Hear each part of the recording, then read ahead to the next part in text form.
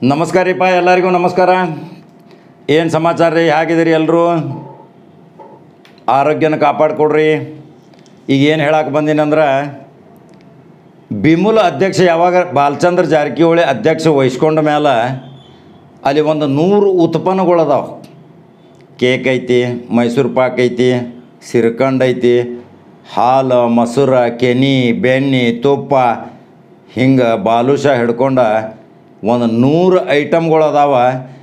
ಆ ಐಟಮ್ಗಳ ಯಾವಾಗ ಈ ಬಿಮುಲ್ ಅಧ್ಯಕ್ಷ ಬಾಲಚಂದ್ರ ಜಾರಕಿಹೊಳಿ ಅಧಿಕಾರ ವಹಿಸ್ಕೊಂಡ್ರೆ ಅವಾಗದ ನೆರೆ ರಾಜ್ಯಕ್ಕೆ ಹಾಲು ಅಷ್ಟು ಹೊಂಟಿತ್ತು, ಈಗ ಉತ್ಪನ್ನ ಹೊಂಟೈತಿ. ಈಗ ವಿದೇಶದಾಗ ನಂದಿನಿ ಉತ್ಪನ್ನಗಳು ಇನ್ನು ಸಿಗಾಕತ್ತಾವ್ರಿ.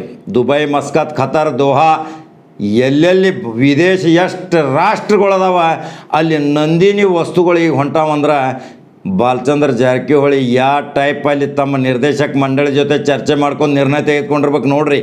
ಕರ್ನಾಟಕದ ಒಂದು ಬಿಮುಲ ಇವತ್ತು ಅದರ ಉತ್ಪನ್ನ ಇವತ್ತು ವಿದೇಶದಾಗ ಎಷ್ಟೊಂದು ಪ್ರೀತಿಯಿಂದ ಎಷ್ಟೊಂದು ಆಧಾರದಿಂದ ಅದನ್ನು ಸ್ವೀಕಾರ ಮಾಡಿ ತಿನ್ನಾಕತ್ತಾರ. ಯಾಕಂದ್ರೆ ಅದು ಪರಿಶುದ್ಧ ಐತಿ, ಆರೋಗ್ಯಕ್ಕೆ ಒಳ್ಳೆಯದೈತಿ. ಇಂಥ ಒಂದು ಚಟುವಟಿಕೆ ಮುಖಾಂತರ ಅರಬಾವಿ ಕ್ಷೇತ್ರದ ಶಾಸಕ ಬಿಮುಲ್ ಅಧ್ಯಕ್ಷ ಯಾವಾಗ ಆದರೂ ಆವಾಗಿಂದ ಆ 100 ಕೋಟಿ ರೂಪಾಯಿ ವ್ಯವಹಾರ ಮಾಡುವಂಥ ಆ ಬಿಮುಲ್ ಈಗ ಮತ್ತೆ ಹೆಚ್ಚಿನ ಲಾಭದಾಗ ಹೊಂಟೈತೆ ಅನ್ನೋದು ಎಲ್ಲರಿಗೂ ಸಂತೋಷ ಇರಲ್ಲ. ಅರಬಾವಿ ಕ್ಷೇತ್ರ ಹೆಂಗೆ ಸುಧಾರಣೆ ಮಾಡ್ಯಾರ ಹಂಗೆ ಬಿಮುಲ್ ಸುಧಾರಣೆ ಮಾಡಕತ್ತಾರ. ಈಗ ಪ್ರತಿಯೊಂದು ನಿರುದ್ಯೋಗಿ ಯುವಕರಿಗೆ ಒಂದೊಂದು ಜಿಲ್ಲಾದಾಗ ಒಂದು 100 ಅಂಗಡಿ ಮಳಿಗೆಗಳನ್ನ ಮಾಡೋ ಪ್ರಾರಂಭ ಮಾಡಕತ್ತಾರ. ನಿರುದ್ಯೋಗಿ ಹುಡುಗರು ಖಾಲಿ ತಿರುಗಾಡಕತ್ತಾವಲ್ಲ ಅವ್ರಿಗೆ ನಂದಿನಿ ಪಾರ್ಕ್ ಹೆಂಗೆ ಕೆಪೇಟೆ ಇರ್ತಾವ್ರಲ್ಲ ಹಂಗೆ ನಂದಿನಿ ಸ್ಟೋರ್ ಅಂಥೇಳಿ ಒಂದು ಮಾಡಿ ಅಲ್ಲಿ ಹಾಲು, ಮೊಸರು ಉತ್ಪನ್ನ ಪ್ರತಿಯೊಂದು ನಂದಿನಿದು ಏನೇನು ಪ್ರಾಡಕ್ಟ್ ಐತಿ. ಪೇಡೆ ಅಂತೂ ಭಾಳ ಫೇಮಸ್ ರೀ. ಶುಗರ್ ಇದ್ದವ್ರಿಗೂ ಆ ಶುಗರ್ ಅಂಶ ಕಡಿಮೆ ಇದ್ದಂಥ ಪೇಡೆಗಳಲ್ಲಿ ತಯಾರು ಮಾಡಕತ್ತಾರ. ಆದ್ರೆ ಅದು ಎಲ್ಲ ಇವತ್ತು ವಿದೇಶಕ್ಕೂ ಹೊಂಟೈತೆ ಅಂದ್ರೆ ಬಾಲಚಂದ್ರ ಜಾರಕಿಹೊಳಿ ಮಾಡೋ ಕಾರ್ಯ ಮೆಚ್ಚಬೇಕಲ್ಲ. ಈಗ ಅದ್ರ ಜೊತೆ ಮತ್ತೇನು ಹೇಳಕ್ಕೆ ಬಂದನು ಗೊತ್ತೈತೇನ್ರಿ? ಕರ್ನಾಟಕ ರಾಜ್ಯದಾಗ ಯಾವ ಶಾಸಕ ಅನ್ನದಾಸೋಹಿ ಅದಾನೆ ಅದನ್ನು ಭಾಳ ವಿಚಾರ ಮಾಡ್ಬೇಕು ಇವತ್ತು ನಾವು. ಅನ್ನದಾಸೋಹಿ ಮೊಟ್ಟ ಮೊದಲ ಸಮಾಜ ಕಲ್ಯಾಣ ಮಂತ್ರಿ ಇದ್ದಾಗ ಬಾಲಚಂದ್ರ ಜಾರಕಿಹೊಳಿ ತನ್ನ ಸರ್ಕಾರಿ ಬಂಗಲೆದಾಗ ಎಷ್ಟೋ ಕಾರ್ಯಕರ್ತರು ಒಂದು 500-600 ಕಿಲೋಮೀಟ್ರದಿಂದ ಬರ್ತಿದ್ರು ಭೇಟಿ ಆಗಕ್ಕೆ.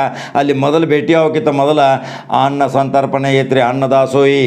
ಹೊಟ್ಟೆ ತುಂಬ ಊಟ ಮಾಡ್ಕೊಂಡು ಮಂತ್ರಿ ಸಲುವಾಗಿ ಕಾಕೋತ್ ಆರಾಮ ಕೂತು ತಾವು ಬಂದ ಮೇಲೆ ಎಲ್ಲರಿಗೂ ಭೇಟಿ ಆಗ್ತಿದ್ರು. ಈಗ ಅಲ್ಲಿ ಅವ್ರು ರೇಷಿ ಹೋಟೆಲ್ ಏನೈತಿರಲ್ಲ ಅಲ್ಲಿಯೂ ಯಾರ್ಯಾರು ಭೇಟಿ ಹಾಕಾರಲ್ಲ ಊಟ ಮಾಡ್ಕೊಂಡು ಹೋಗ್ರಪ್ಪ ಅಂತಾನೆ ಇಂಥ ಶಾಸಕ ನಮ್ಮ ಅರಬಾವಿ ಕ್ಷೇತ್ರದಾಗ ಅನ್ನದಾಸೋ ಅಂದ್ರೆ ಭಾಳ ಇಂಪಾರ್ಟೆಂಟ್ ನೋಡ್ರಿ. ಬಸವನ ನಾಡನ್ಯಾಗ ಹಸಿದವಂಗ ಅನ್ನ ನೀಡ, ಅರಸಿ ಬಂದವಂಗ ಆಸರೆ ನೀಡ, ನೀರಡಿಸಿದವಂಗ ನೀರಡಿ ಕೊಡ ಅಂದದ್ದು ಇಡೀ ಕರ್ನಾಟಕದಾಗ ಬಸವನ ನಾಡು ಶಿವ ಯಾರೂ ಅಂಥದ್ದು ಹೆಚ್ಚು ಮಾಡೋದಿಲ್ಲ.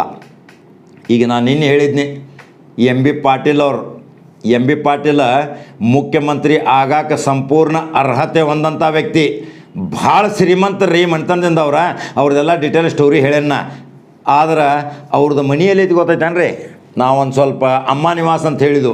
ಆದ್ರೆ ಈಗ ಅವ್ರ ಮನೆ ಸದಾಶಿವ ನಗರದಾಗ ನಂದನವನ ಹೆಸರು ಹೆಂಗಿಟ್ಟಾರ ನೋಡ್ರಿ, ನಂದನವನ.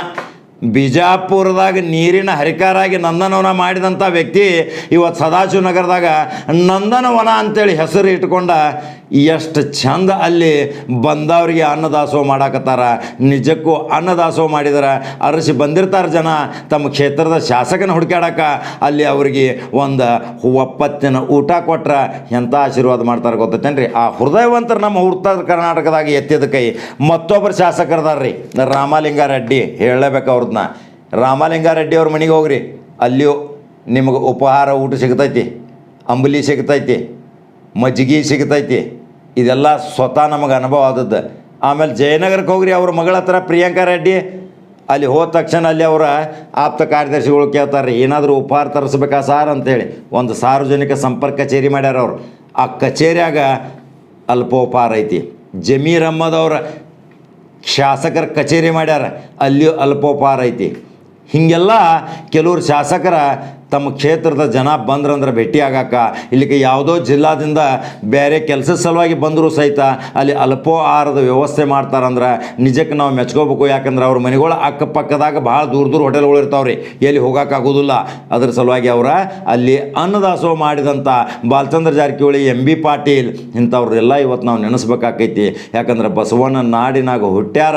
ಬಸವಣ್ಣ ಸ್ವತಃ ಹೇಳ್ತಿದ್ರು ಏನಂತೇಳಿ, ಹಸಿದವಂಗ ಮೊದಲು ಅನ್ನ ನೀಡ್ರಿ, ಅದು ಭಾಳ ಮಹಾದಾನ ಅಂಥೇಳಿ. ಆ ಬಸವಣ್ಣನ ನಾಡಿನಾಗ ಹುಟ್ಟಿದಂಥ ಇಂಥ ವ್ಯಕ್ತಿಗಳ ಇವತ್ತು MB ಪಾಟೀಲ್ ಮಾಡೋ ಕಾರ್ಯ ಈಗಾಗಲೇ ನಾವು ವಿಡಿಯೋ ಮುಖಾಂತರ ಹೇಳಿದ್ದೀನಿ. ಬಾಲಚಂದ್ರ ಜಾರಕಿಹೊಳಿ ಬಗ್ಗೆ ಕನಿಷ್ಠ ಇಲ್ಲಂದ್ರೂ 100 ವಿಡಿಯೋ ಹೇಳಿರಬೇಕು. ಈ ಎಲ್ಲ ನೀವು ನೋಡಿರಿ. ಈಗ ನಾವು ಏನು ಮಾಡಾಕತ್ತೀವಿ ಅಂದ್ರೆ ಪ್ರತಿ ಕ್ಷೇತ್ರದ ಶಾಸಕ ಯಾರ್ಯಾರು ಶಾಸಕರು ಏನೇನು ಮಾಡತ್ತಾರ ಅಂತೇಳಿ ಅವ್ರನ್ನೇನು ನಾವು ಕೇಳೋದಿಲ್ಲ ರೀ. ಗುಪ್ತವಾಗಿ ಸಂಗ್ರಹ ಮಾಡ್ಕೊಂಡು ಹೇಳ್ತೇವೆ. ಅವ್ರು ಏನು ತಪ್ಪು ಮಾಡ್ರೆ ತಪ್ಪು ಹೇಳ್ತೀವಿ, ಸರಿ ಮಾಡಿದ್ರೆ ಸರಿನೂ ಹೇಳ್ತೀವಿ. ಕ್ಷೇತ್ರದ ಜನತೆ ಏನು ಅಭಿಪ್ರಾಯ ಹೇಳ್ತಾರೆ ಅದ್ರ ಪ್ರಕಾರ ನಾವು ಹೇಳ್ಕೊತ ಹೊಂಟೇವಿ. ಈಗ ನಿಮ್ಮ ಯಾರು ಆತ್ಮೀಯ ಶಾಸಕರದಾರಪ್ಪ ನಿಮ್ಮ ಕ್ಷೇತ್ರದವ್ರ? ಇಡೀ ಕರ್ನಾಟಕದಾಗ 224 ಶಾಸಕರದ MLCಗಳ್ದು ಹೇಳ್ರಿ. ಅವರು ಭಾಳ ಒಳ್ಳೊಳ್ಳೆ ಕೆಲಸ ಮಾಡಾಕತ್ತಾರೆ ಇವತ್ತು. ಈಗ ನೋಡ್ರಿ, ಅವ್ರ ಬಗ್ಗೆ ಹೇಳ್ಬೇಕಂದ್ರೆ ಮಹಾಂತೇಶ್ ಕೌಟಿಗಿಮಠ ಬಗ್ಗೆ ನಾವು ಹೇಳಲೇಬೇಕು. ಯಾಕಂದ್ರೆ ಭಾಳ ನಮಗೆ ಸಮೀಪ ಇಲ್ಲಿ ಮಹಾಂತೇಶ್ ಕೌಟಿಗಿಮಠ ಒಂದು ಪಂಚಾಯಿತಿ ಬಿಡಂಗಿಲ್ಲ ರೀ.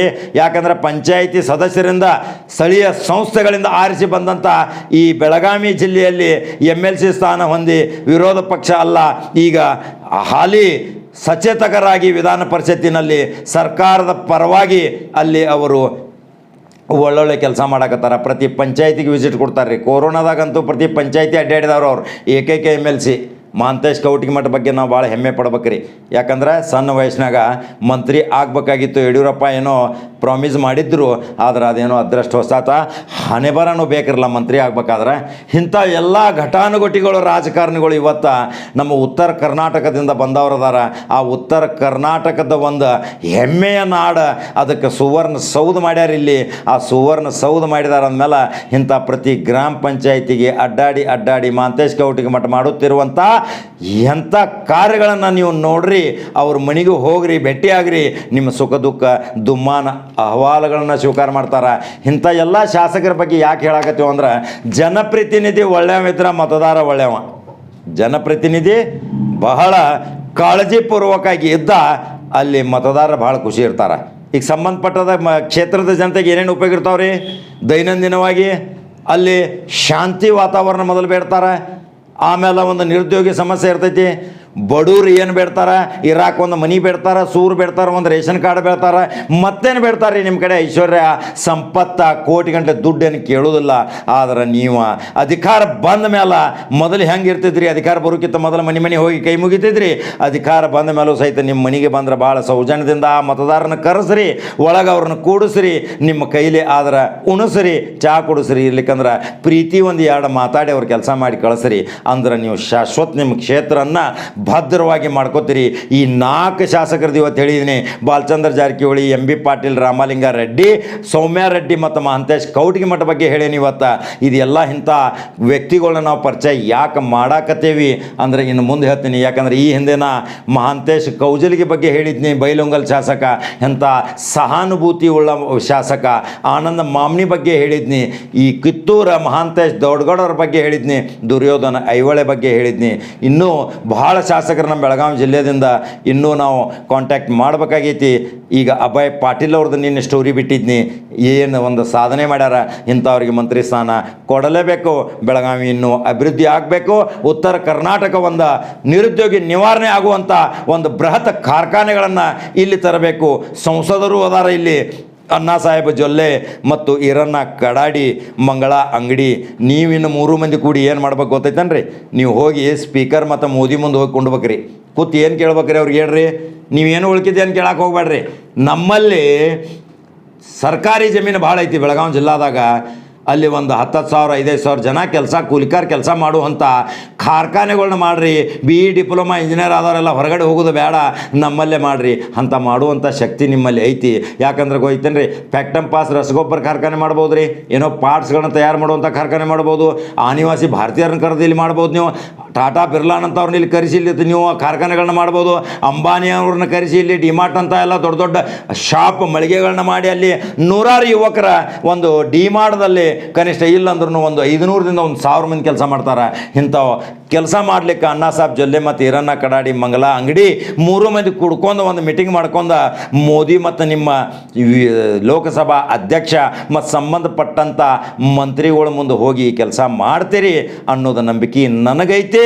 ಹಾಗಾದ್ರೆ ಉತ್ತರ ಕರ್ನಾಟಕ ಜನ ಇದು ಏನು ವಿಡಿಯೋ ಮಾಡಿದ್ದೀನಿ ಇದಕ್ಕೆ ಎಲ್ಲರೂ ನಿಮಗೆ ಅನಿಸಿಕೆ ನಿಮಗೆ ಹೆಂಗೆ ಅನಿಸೈತಿ, ಇದು ಹೇಳಿದ್ದೇನು ನಿಜ ಆಯ್ತು, ಇದ್ರಾಗ ಏನಾರೇ ತಪ್ಪೈತು ನೀವು ನಮ್ಮನ್ನು ತಿದ್ದುಪಡಿ ಮಾಡ್ಬೇಕಲ್ಲ. ಹಂಗಾದ್ರೆ ಯಾಕೆ ಬಿಡ್ತೀರಿ? ಗಬಕನ್ನ ತೊಗೋರಿ ಮೊಬೈಲ್ ತೊಗೊಂಡು ಕಮೆಂಟ್ ಮಾಡಿರಿ, ಲೈಕ್ ಮಾಡಿರಿ, ಶೇರ್ ಮಾಡಿರಿ, ಸಬ್ಸ್ಕ್ರೈಬ್ ಮಾಡಿರಿ, ಫಾಲೋ ಮಾಡಿರಿ. ಮತ್ತು ಬೇರೆ ಸುದ್ದಿ ಬರೋ ಹಂಗೆ ನನಗೆ ದಾರಿ ಮಾಡಿಕೊಡ್ರಿಪ್ಪ. ನಮಸ್ಕಾರ.